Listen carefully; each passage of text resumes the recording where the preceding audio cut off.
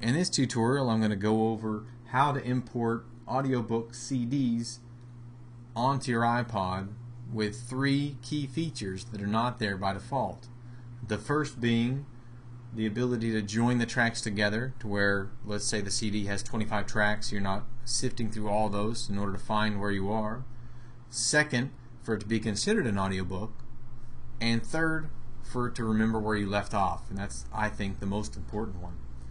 Well, foremost, before the 2008 version of iTunes, the only way that you could have an audiobook remember where you left off is if it were in this format, the .aa or Audible audio format by audible.com, and that's what these books are here. You notice they're in my audiobook section. They are a single track. You can play them and they'll remember exactly where you left off. Well, that's what we want if we're importing one from CDs. So now I'm going to put a CD in, CD1 from Dean Koontz's audiobook Velocity, and we're going to go over how best to actually import that. Now this is on a Mac, by the way, but iTunes should work the same on PC and with all the same default prompts. So initially, as the CD spins up, what you're going to see is this prompt: would you like to import the CD, audio CD, into your iTunes library? First of all, you'll notice it's called Audio CD, which is a misnomer because it's actually Velocity CD1, but you have to be prepared and pay attention to that so you know where to look for it in your music library. I've seen all sorts of naming conventions when importing CDs. They're not always as logical as you might think they are. And you can certainly turn this off. I left it on in order to demonstrate that for now, in order to join the tracks and put it into our library, we're going to say no, we don't want it to automatically import.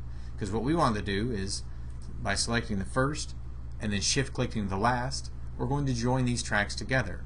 You go to Advanced and it joins CD tracks, and you'll see that that process begins once you, or it's already automatically joined, but the process begins when you drag it into your library of importing the CD and marrying all the tracks. You'll see this icon here, and it passes on to each individual track, and then on the other side they'll all be joined together when we return.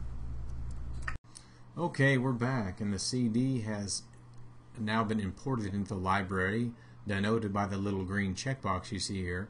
But you'll notice that it's located in the music library, not in the audiobooks library. So in the music library, it's under audio CD, which you can change very easily to, say, Velocity CD1 or some far more sensical title.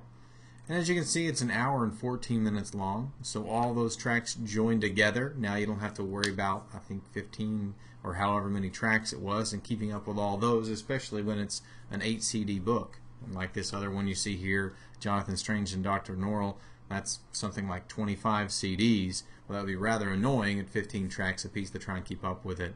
But the second thing we're going to do then, second and third things, is make sure that we can keep our position in wherever we're at on the CD memorized when it's playing on the iPod, and we be able to treat this like an audiobook, which it is. So foremost, we're going to right click, or on a Mac, control click on that and go to Get Info, and by default it'll probably be on your Summary tab here, even though it was on Options over here. So we'll just go over to the Options tab, and you see a couple of things here. Foremost, we want to change the media kind from music to audiobook. And what that does is when we hit OK, it will automatically put it in the audiobooks portion of the library where it belongs. Secondly, we're going to remember playback position. A very important thing, one of those hidden features of iTunes, and really the reason for this video. Because when you have something that's more than an hour long, you want to remember where you left off. Otherwise, if in the middle of listening to a CD of a certain audiobook, you want to listen to music for a while, when you come back you have to try and guess where you left off. This way it remembers right where you were. So hit OK on that. You notice the track disappeared. Now it falls in the audiobook section.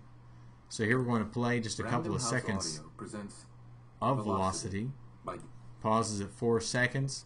Go back over to music. Listen to a little bit of Tracy Chapman for a sec. I'm going to go back to audiobooks and again play Velocity. It picks up right where I left off, all in a single track. and considered as a part of your audiobook section of your library.